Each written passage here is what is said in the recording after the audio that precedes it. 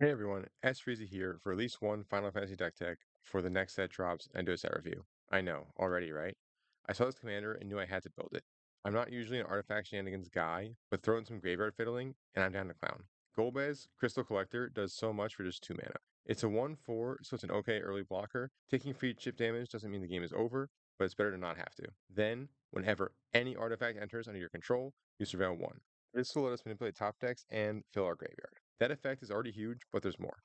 If you control 4 more artifacts, you get to bring a creature back from your graveyard to your hand. If you control 8 or more artifacts, each opponent loses life equals that creature's card's power. So, pretty obviously, we're generating a deck full of artifacts to make use of its surveil ability, but we're also running a bunch of fatty boom baddies with massive power to dome our opponents with, kind of like Eureka at home. This deck is super fun, and surveil on most of your cards gives you tons of agency and game actions. As an artifact deck, the deck is just naturally synergistic, and your graveyard is a revolving door, which is why I like it. So let's get right into this deep dive deck tech. As far as ramp, our commander costs 2. We do have some high cost cards. Those are mostly reanimate targets, values to cycle in and out of the yard with Golbez's ability, or have inherent cost reduction like affinity, so you don't need a ton of ramp. However, we get amazing options in free artifacts. If budget is not a concern, your play group is open to proxies, or you got it like that, there are Mox Opal and Mox Amber. Then, for the rest of us, there is Soul Ring, Talisman of Dominance, Arcane Signet, Mind Stone, and Wayfarer's Bauble as early game ramp sources. The artifact ramp is turbocharged in this deck because of both ramps and surveils. Unless you specifically need a certain card, it is often correct to bin it, especially creatures or unwanted extra lands, as in the case of creatures, Golbez can just get them back. We also have Solemn Simulacrum as a value piece, an Arch of Innovation to ramp out a big spell by giving Improvise. We have so many artifacts lying around, it will often be free or close to it. The activation will use 2 lands worth of mana. We also have Bantu's Monument for cost reduction and additional drain to win the game, as well as a Quick Clicker combo piece, but more on that later. This is a fairly high power bracket for deck, chock full of 0 and 1 cost artifacts, so of course we're running Urza Saga.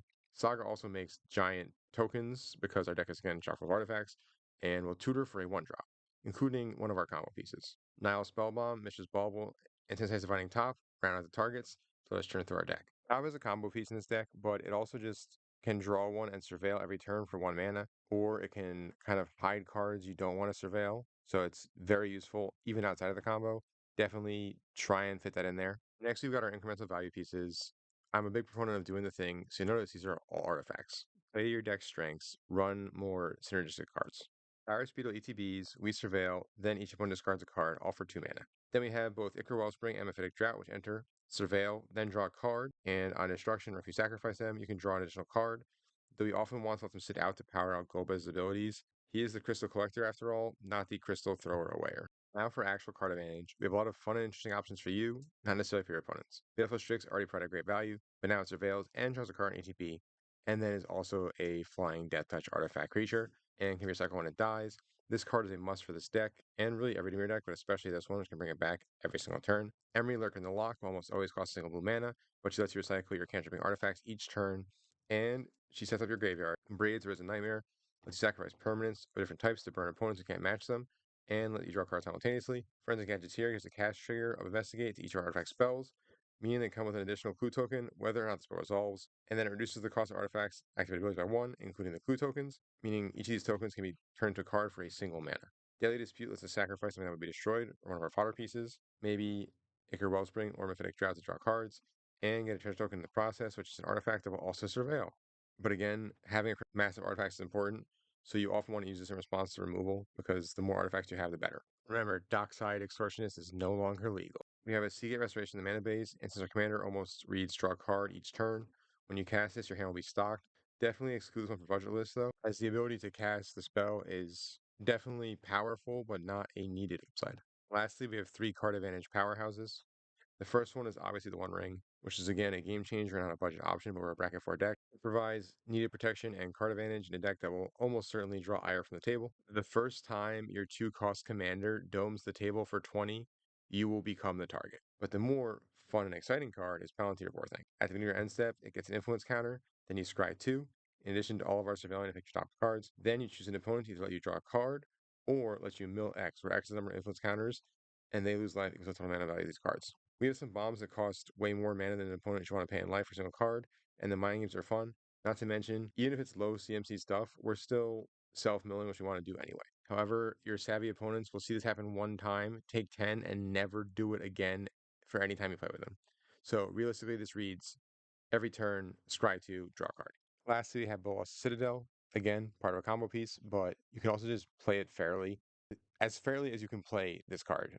You want to cast your low-cost artifacts, surveil away the big stuff that you don't want to pay life for, and then just put a bunch of permanents into play, which you can then sacrifice to your burn plan. This card is amazing in this deck.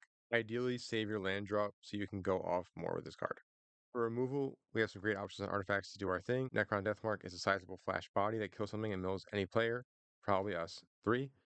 And 5 power is a sizable target for Golbez's last ability trigger. Notably, you can also use this to kill itself and then have it to buy back every turn, but that would cost 5 mana. I would only do this if you have literally nothing else. Archon Condor is a flying 3/3 with modular to pump something else when it dies. Whenever any artifact EDBs, it shrinks an opposing creature by 1/1, which means that this will easily kill any small thing. This can really add up in our deck that wants to volatile artifacts. Armix Filigree Thrasher lets you murder something when it attacks. If you discard a card, which lets us set up things to burn our opponents with by using our commander, giving a target -X/-X, where X is the number of artifacts we control, plus the number in our graveyard, probably a lot. This will ideally kill something when it attacks, maybe a would-be blocker. Tithing Blade is a value artifact ETBs and makes each opponent sack a creature, but it has craft to let us turn it into a minor drain each turn. I would only do this if I had nothing else to do because this costs 5 mana, but the option is an upside. It's just an option. This is more to just have removal and a critical mass of artifacts.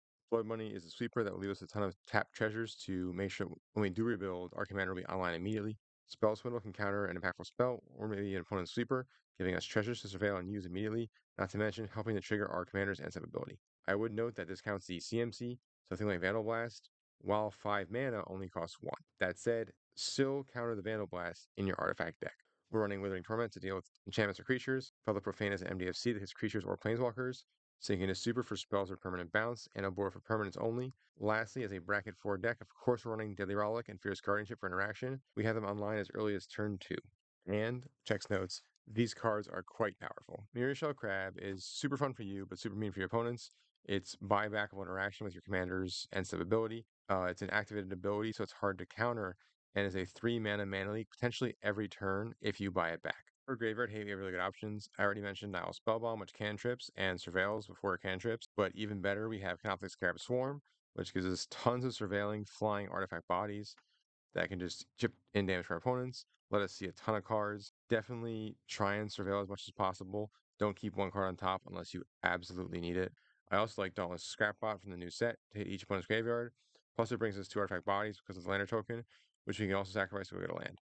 This is sneakily one of the best cards in Edge Eternities and can go on a ton of decks to great interaction and value piece. Lastly, Boggart Trawler is an additional MDFC that gives us a creature in the yard with non-zero power. But because it's also a creature, this one gets a nod over Bajuga Bog, and it comes in untapped, and we want to go fast. Now it's time for the reason we are actively filling our graveyard, and the Mirror's bread and butter reanimate spells. Unearth can our commander or a small value creature. Reanimate and Stitch Together can hit anything, and with surveilling, we should always have Threshold in the mid and even early game. Trigger Turn can be cast twice or surveilled over, then flashed back, but it also has the added utility of sacrificing a high power creature to put it back into the yard for Golbez to grab. If you can, I run all of these. Next, we have the 2 best lands in the mirror. Port of Carfel and Tomb Fortress that are literal reanimating effects on lands. Carfel costing more but instant speed, and both also mill first and then you pick, and opponents cannot respond once you mill, as part of a resolution of the effect. We also have Agni's Awakening to reanimate a creature spread with different CMCs, like our combo pieces, for a lot of mana. Lastly, our cool, repeatable artifact reanimators, Bat of Rebirth and Scarecrow. That is cheaper but requires artifacts at the grave, or creatures, but this counts as cracking treasures. It'll be easy to accrue throughout the game, and even cracking treasures to pay for the cost adds oil counters to expend on the effect. Scarecrow costs more but requires nothing except the juicy target in the yard. It can also sack itself to draw a card in response to removal. Entomb is also great to put the perfect target to reanimate or bring back to our hand with Golbez ability, and costs only a single mana as instant speed. Now for our massive artifact threats.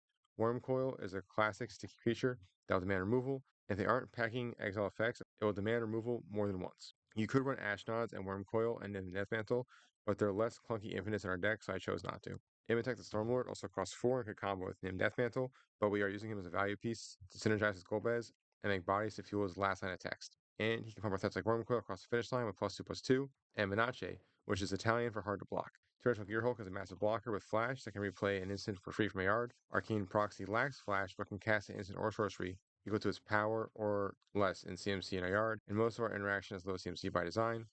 Phyrexian Fleshgorger also has Prototype. It's a high-power creature in the yard. That's also an evasive life-linking attacker. The ward cost being a life payment is actually better here because our opponents should get low life from our commander. Phyrexian Metamorph is the second copy of the best creature or artifact in the battlefield. It doesn't even have to be ours, but it probably will be. Now for the reason to build this commander specifically, the Reach. Reach is something aggro and mid-range decks have from when creature beats are no longer effective. Our commander wants to burn opponents with Reach the entire game, but we also have ways to supplement this effect. We have Tezzeret, Master of the Bridge, to drain opponents for how many artifacts we control, attached to a +2. This is wild. He does cost 6 because our creatures and planeswalkers have affinity for artifacts, making casting follow-up blockers a breeze. He can also buy back an artifact and has an ult with words in it, but I promise you, you're running this card to plus him until your opponents stop moving. Don't care about the ult, does not matter. Sir Conrad will do tons of damage when we surveil creatures or bring them back to our hand, and there is a version with Golbez in the art, though personally I think it adds a level of confusion for our opponents. Bantu's Monument will also drain when we play a creature, and Marionette's Apprentice comes with an additional artifact body to surveil, and make opponents lose life whenever a creature or artifact you control dies, or is put into the graveyard. And Pactol Terror will trigger on each artifact ETB, not just token, to drain our opponents for 1 life. Mirrodin Besiege has both flexibility and power. It either gives you an additional artifact creature for every artifact spell you cast and a surveil, or, more powerfully, lets you draw then discard an end step, perfectly setting up the Golbez trigger. You have a card with massive power to estimate your opponent's life totals. And then if you have 15 more artifacts in your graveyard, it can just kill a player on end step a turn after casting it, and then each card on the table kill an additional player. This can come down and immediately kill the biggest threat that's not you, and each turn after it will kill another player. Now for some additional high power creatures to make sure the Golbez triggers do a lot of damage. We have Vanish's Gargoyle. It's a 5/4 with flying for only 2 mana, but it can attack or block unless the defending player has 7 more cards in graveyard, and it can let you mill opponents. It's mostly there for the 5 power and being an artifact that would mill us or opponents, but it can also just be a blocker if we have 4 more cards in hand, which we often will, because again, Golbez is bringing cards back to our hand. Next, we have 6 creatures that have Star in their power. Star is important because Star is a static that will change whatever zone the creature's in. And so in our graveyard, these creatures have the highest power possible for Golbez to hit and absolutely murder our opponents. First, we have Broodstar. It's 8 and 2 blue for a flying beast with affinity for artifacts. Its power and toughness are each equal to the number of artifacts we control, which will be a lot. And it's got affinity for artifacts, so if we have to cast this to have a beater, we can, but it's better in our yard to hit each opponent as opposed to one opponent.